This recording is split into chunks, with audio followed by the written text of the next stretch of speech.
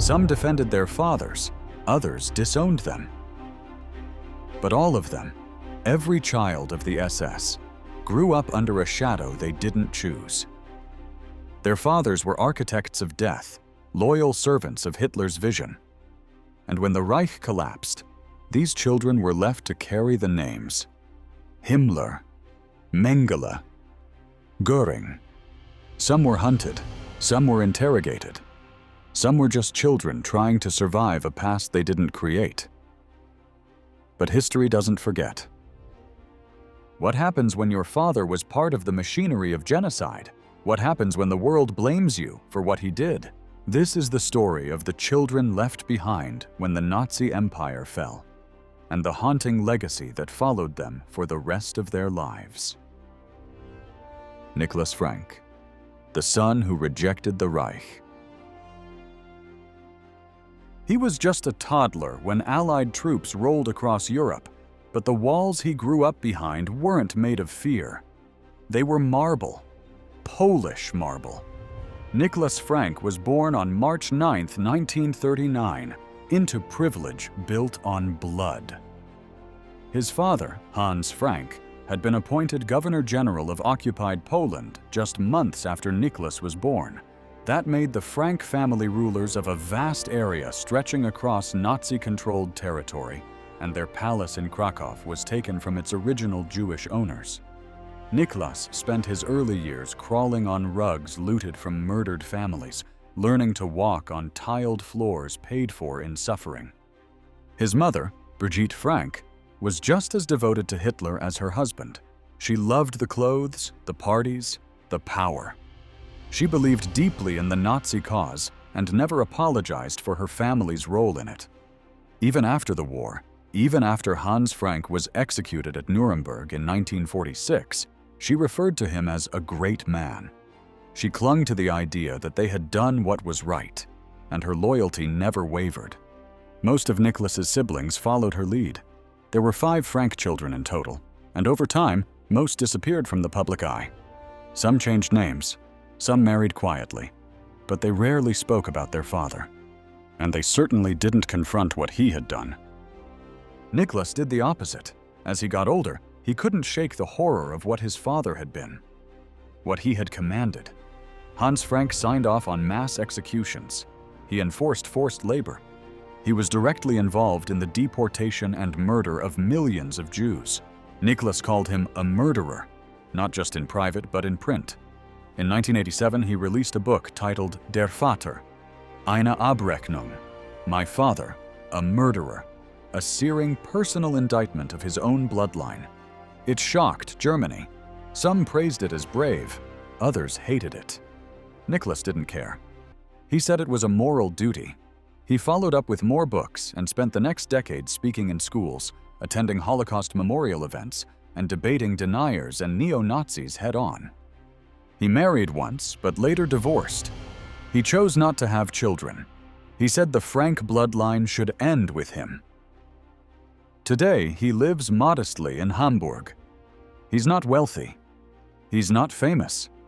But he carries the weight of a last name that once ruled over death and made sure the world would never forget. But not all children of the Reich had the strength or desire to be that vocal. Some chose silence, not in fear, but in quiet rejection. One of them didn't write books. He didn't give interviews. Instead, he rebuilt cities, brick by brick, trying to leave the past behind without ever speaking its name. Albert Speer, Jr., building cities from rubble and silence. Albert Speer, Jr. came into the world on July 29, 1934, in Berlin, just days before Hitler consolidated full power and became Führer of Nazi Germany. His father, Albert Speer, was not only Hitler's favored architect, but also the Reich Minister of Armaments. That meant by the time Albert Jr. was a toddler, the family had moved to Obersalzberg, near Hitler's mountain retreat. His childhood was spent in the shadow of power, among men who planned war and genocide over coffee and cake. When the war ended in 1945, his father was among the few top Nazis who survived. At the Nuremberg trials, Albert Speer Sr. admitted some responsibility, mostly around the use of forced labor in German industry. He was sentenced to 20 years in Spandau prison. While Speer Sr. sat behind bars, Margarete, his wife and Albert Jr.'s mother, kept the rest of the family out of the spotlight. They moved to Heidelberg, where Albert Jr. struggled to find normalcy. As a boy, he developed a stutter. He later said it came from the tension of silence. No one in the family talked about the war. No one explained what his father had really done. But the silence didn't last forever. As Albert Jr. grew up, he turned away from his father's world. He studied architecture but rejected the grand, cold style his father had used to glorify the Nazi state. Instead, he focused on sustainable urban planning. Parks, livable neighborhoods, human-centered design. He worked in Frankfurt, Berlin, and even overseas, places rebuilding after decades of destruction. Yet no matter how skilled he became, the family name followed.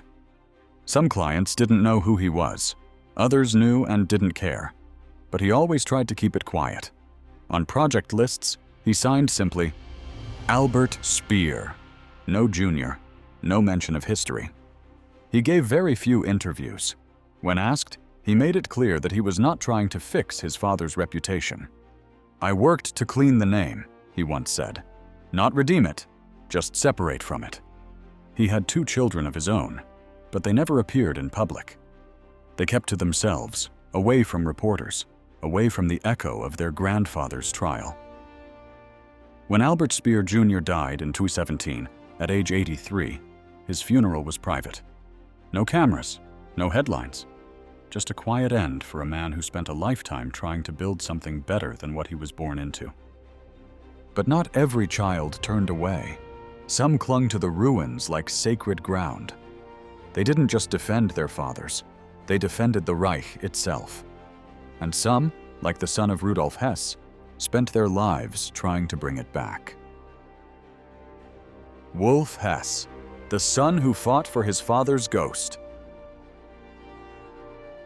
He was just 4 years old when his father vanished from the world stage. One day in May 1941, Rudolf Hess climbed into a Messerschmitt Bf 110 and flew solo from Germany to Scotland. His plan was to negotiate peace with Britain, bypassing Hitler entirely. Instead, he was arrested, held as a prisoner of war, and later sentenced to life in Spandau prison. For the rest of his life, he lived in solitary confinement. And for the rest of his life, his son Wolf carried his name like a torch in the dark. Wolf Rüdiger Hess was born on November 18, 1937. His mother, Ilse Hess, was a devoted Nazi and an outspoken writer. After the war, while Germany struggled to come to terms with what had happened, Ilse published books defending her husband. She painted him as a man of peace, misunderstood by history. That was the version of Rudolf Hess that Wolf grew up with. Locked in a cell not for crimes, but for a failed act of diplomacy. When Wolf was old enough, Ilse brought him to visit his father in prison. These visits were often cold, monitored, and heartbreaking. Sometimes, Wolf was the only visitor his father had for months. Raised in post-war Germany, Wolf didn't try to distance himself from the past. He embraced it. He rejected the narrative that his father was a criminal. Instead, he founded the Komitee zur Freilassung von Rudolf Hess, the Committee to Free Rudolf Hess. The organization attracted Holocaust deniers, fringe nationalists, and former Nazi sympathizers who believed Hess was being unfairly punished. They held rallies, wrote editorials, and even printed posters calling for his release. Wolf took to the podium again and again, claiming his father had been betrayed by Britain, and later, murdered in prison. When Rudolf Hess died in 1987 at the age of 93, the official cause was suicide. Wolf never accepted it. He claimed British agents staged the hanging. He pushed for exhumations, demanded autopsies, and circulated conspiracy theories until the end of his life. Wolf married and had children of his own, but little is publicly known about them. According to people close to the family, some of his children quietly drifted away. They refused interviews, kept their lives private, and wanted no part in their father's cause. Others stayed loyal, helping with the committee's efforts behind the scenes. But the family name had become a battleground between legacy and denial, history and myth. Wolf Hess died in 2001, still believing his father was a martyr. And he wasn't the only one. Some children didn't just defend the past, they tried to reclaim it. Eda Guring, the heiress who fought for a lost empire. She was born into gold-rimmed cradles and marble halls. The world she opened her eyes to in 1938 was not a country at war, but a palace wrapped in illusion. Eda Guring came into the world at Karenhall, her father's sprawling estate deep in the Schorfheide forest, north of Berlin. Her mother, Emmy Sonnemann, had been a popular actress. Her father, Hermann Göring, was Reichsmarschall, second only to Hitler. And that man, Adolf Hitler, stood as her godfather. From the very beginning, Eda's life was molded to be an image of innocence and pride for the Nazi regime. Nazi photographers adored her. She was featured in magazines as the perfect Aryan child, dressed in white, smiling at official ceremonies, sometimes sitting on her father's lap in front of priceless artwork. That artwork, unknown to her then, had been looted from Jewish families and occupied countries across Europe. Paintings by Cranach, tapestries from France, golden goblets, all housed in Karenhall. Her father was not only commander of the Luftwaffe, but also a relentless collector of stolen art. When the war turned and Germany fell, that world vanished overnight. Karenhall was destroyed on Göring's orders to prevent Allied capture. Her father surrendered to American forces in May 1945 and stood trial at Nuremberg. Just before his scheduled execution in 1946, he took a cyanide capsule. He died in his cell. Eda was only 8 years old. The lavish childhood was gone. She and her mother were left behind with no inheritance, under heavy Allied watch, living in poverty. They were stripped of nearly everything except the family name. Emmy Göring remained fiercely loyal to her husband's memory. She died in 1973, never publicly expressing regret. Eda followed a quieter path, training to become a dental assistant in Munich. But behind the scenes, she fought to reclaim her father's seized assets. In the late 1950s and 1960s, she launched multiple legal cases to retrieve art, jewelry, and personal property confiscated after the war. One of the pieces was a famous painting, Madonna and Child, by Lucas Cranach the Elder, that she claimed had been a gift. The courts rejected her claims. Every lawsuit failed. Eda never married, and she had no children. Friends speculated it was her way of protecting a future generation from the stain of her last name. She lived in a modest Munich apartment until her death in 2018, always polite to neighbors, always careful with her words. But she never once criticized her father. Not in public, not in print, not ever. But of all the loyal children, none held tighter to her father's ghost than the one they called Puppy. She stood by her father's name, quietly, fiercely, and helped others like him vanish into the shadows. Goodran Himmler, the loyal daughter and the mothers of silence. She was just a girl when Germany burned, but Goodran Himmler didn't see it that way. She remembered silk dresses and horse rides. She remembered standing beside her father in photo ops and parades, a proud little girl in the shadow of one of the most powerful men in Nazi Germany. Heinrich Himmler called her Puppy. To him, she was his shining light. and to her, he was a gentle, caring father. The rest of the world would see a monster. She never did. Gudrun was born in Munich on August 8, 1929.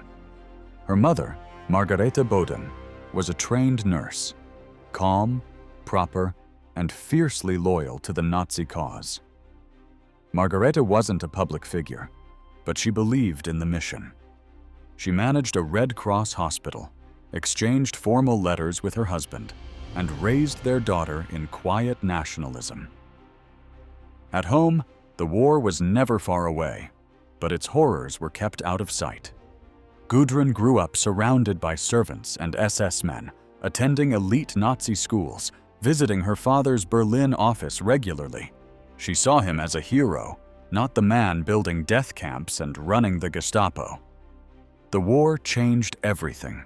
In 1945, after Himmler's suicide in Allied custody, Gudrun and her mother were arrested by American troops.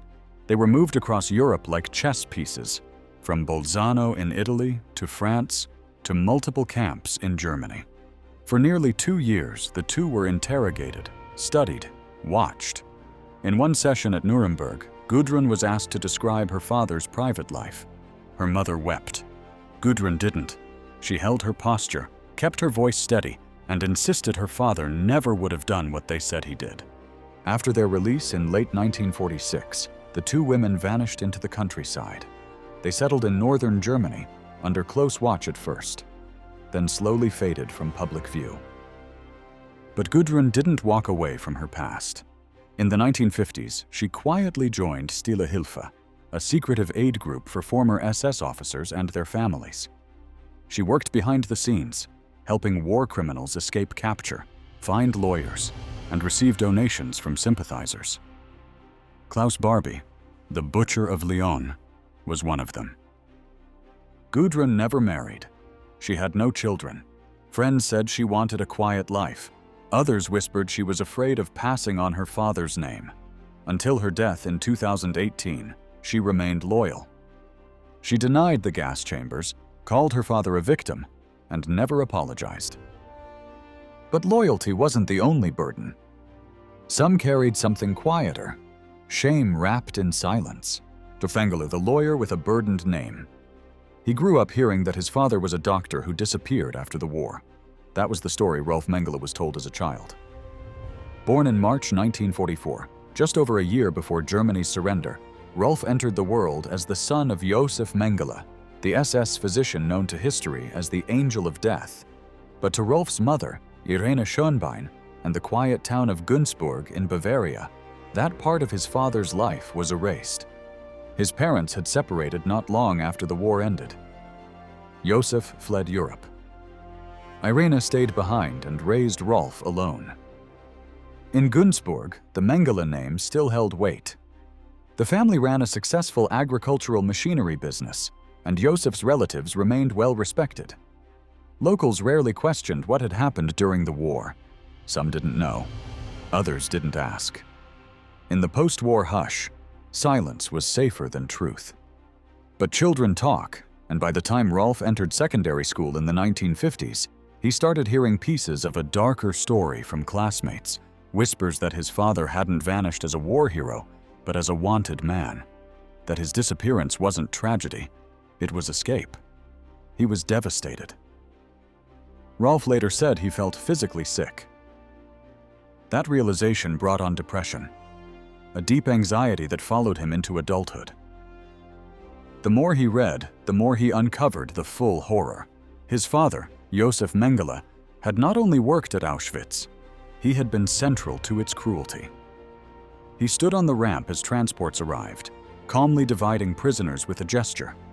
Children were sent one way, their mothers the other. He chose who would be murdered in the gas chambers and who would live, if only for further use. Mangala was obsessed with twins. He performed brutal experiments, eye injections, amputations, organ removals, often without anesthesia. Many children died on his table. After the war, Ysef Mangala vanished. As Allied forces closed in, he slipped out of Germany using false papers under the name Fritz Hollmann. For years, he moved through occupied Europe, hiding in rural villages and safe houses run by former Nazis and sympathizers. In 1949, he crossed the Atlantic on a ship bound for Argentina, carrying a Red Cross passport with a fake identity. From there, he melted into the shadows of South America, just one of many fugitives sheltered by networks like Odessa and supported by sympathetic governments. He lived openly for a time in Buenos Aires, even registering under his real name by the 1950s.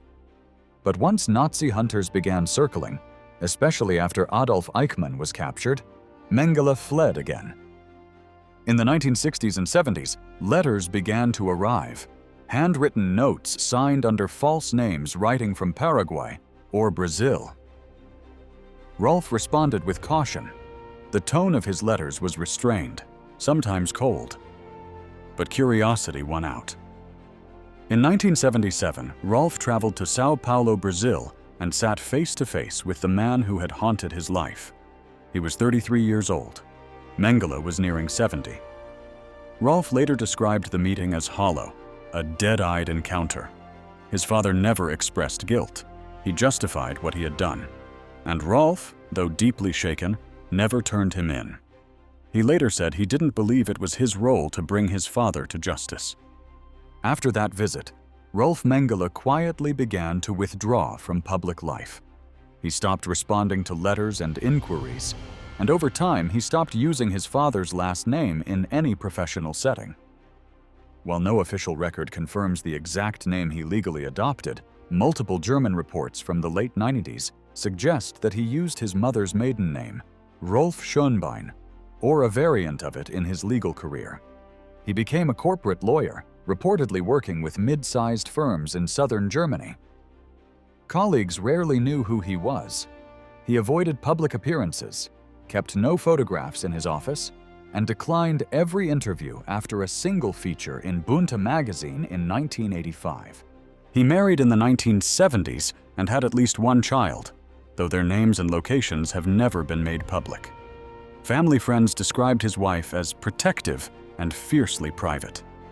His children grew up away from the town of Günzburg, far from the shadows cast by their grandfather's name. Even during renewed international attention after the Mossad declassified its files on Ysef Mangala in the 1990s, the family remained silent. They turned down multiple book and documentary offers, including a high-profile request from a British production company in 2005. Not one member of the family has ever spoken on record. When Ysef Mangala's remains were discovered in 1985, buried under the alias Wolfgang Gerhard in a Sao Paulo cemetery, it was Rolf who stepped forward.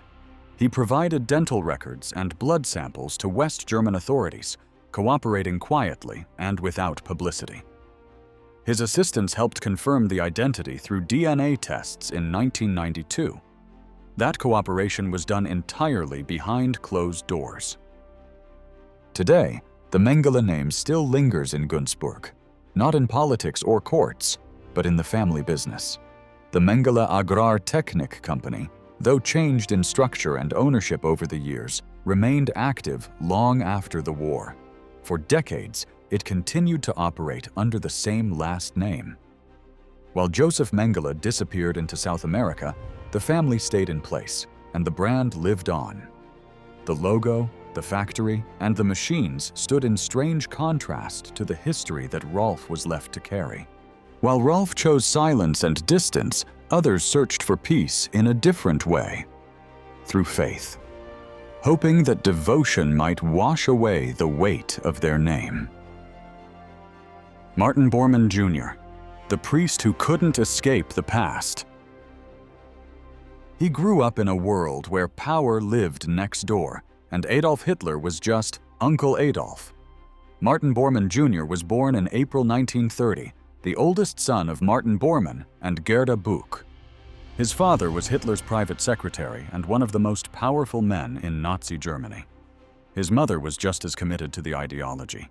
The Bormann children were raised at Obersalzberg, near Hitler's mountain retreat, where SS officers and Nazi elites lived like a small, insulated kingdom.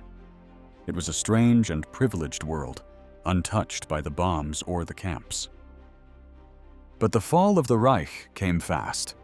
In May 1945, his father vanished during the last days of the Battle of Berlin. Rumors swirled for years. Some said he escaped to South America. Others claimed he had gone underground. It wasn't until 1972 that construction workers digging near the Lehrter Bahnhof in Berlin unearthed a skeleton. DNA tests confirmed it was Martin Bormann Sr., finally closing the case. But for Martin Jr., the damage had long been done. After the war, he was placed in Catholic boarding schools run by nuns, far removed from the ruins of his childhood. He converted to Catholicism and eventually entered the priesthood. It was seen by some as a rejection of his father's ideology. Others saw it as a way to atone. In the 1960s, he traveled to the Congo as a missionary, teaching and living among the poor. He returned to Austria in later years and taught at Catholic schools. But even in a new faith, the shadows followed. In 2011, long after he had retired from public life, abuse allegations surfaced. One former student accused him of sexual abuse when he was 12 years old. Other students claimed Borman Jr. had beaten them regularly. By the time these accusations came forward, Martin Jr. was deep in dementia and could not respond. The Catholic Church did not contest the claims and awarded compensation through the Klasnik Commission. It was a quiet scandal. No press conference, no trial. Just paperwork and silence. In his final years, Martin Bormann Jr. lived in a care home. Friends said he rarely spoke of his father or the war. He had no known children. Some reports suggest he kept in touch with a few of his siblings, but the family kept everything private. When he died, the church arranged the burial without public notice. While most heirs were buried in silence, others were never meant to exist at all. Ghosts of Nazi secrets born in shame.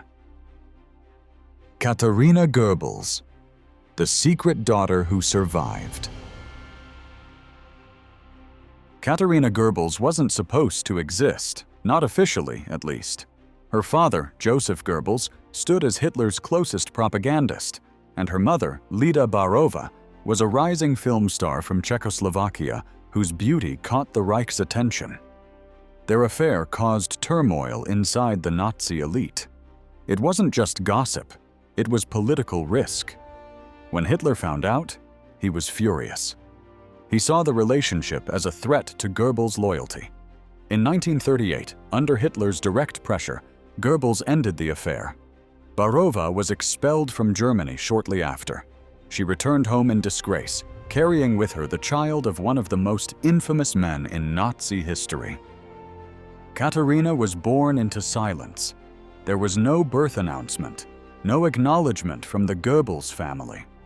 She grew up in Czechoslovakia, raised by a mother who herself became a pariah. After the war, Lida was arrested by Czech authorities for alleged collaboration and imprisoned for over a year. During that time, Katarina was left with relatives, cared for in secrecy. She bore no legal claim to the Goebbels name. There were no family visits, no inheritance, and no photos of her as a baby with her father. But decades later, local records and scattered interviews with Barova confirmed what had long been suspected, that Katarina was Joseph Goebbels' child. She lived quietly through the Cold War years, moving from town to town with her mother, always just outside the public eye. While other children of the SS faced shame through headlines or trials, Katarina avoided both by staying invisible. She changed her name, turned down all interview requests, and refused contact with filmmakers who tried to document her mother's life. She never married publicly, and there is no record of her having children. Even in her hometown, few knew who she really was. It wasn't until after Barova's death in 2000 that the story resurfaced, through old letters and taped interviews that revealed the affair and the child it left behind. But Katarina never stepped forward. She left no comment, no photo, no statement. only a quiet record of a life lived in exile from a legacy she never asked for. Reflection. The long shadow of the SS. Some of the SS child born in castles, some in clinics guarded by SS officers. And yet, none of them had a say in who their fathers were. The children of the SS didn't carry guns. They didn't order killings or sign papers that sent people to their deaths, but they were still marked by blood, by name, by a past that would never let go. The psychological weight was heavy. Several of these children refused to have kids of their own. They didn't want to pass down the pain or risk repeating something in the bloodline. Goodran Himmler never married. Niklas Frank stayed childless by choice. Rolf Mengele raised his kids in total privacy, shielding them from even a whisper of what the name might mean. Decades later, as Germany reckoned with its past, some children of the SS chose to speak. Niklas Frank once stood in front of a room full of students and said, "You don't escape a father like mine. You just try not to become him." His words landed hard, because for many of these children, the struggle wasn't just about memory. It was about identity, about shame, about whether the world believed in inherited guilt. And yet, their stories matter, not because they were victims, but because they were witnesses to what hatred does, even when it's gone. They remind us that the damage of the Nazi regime didn't end in 1945. While they didn't choose their fathers, they lived with the consequences. And in that long shadow, some tried to turn away. Some tried to look directly at it. But none ever got completely free.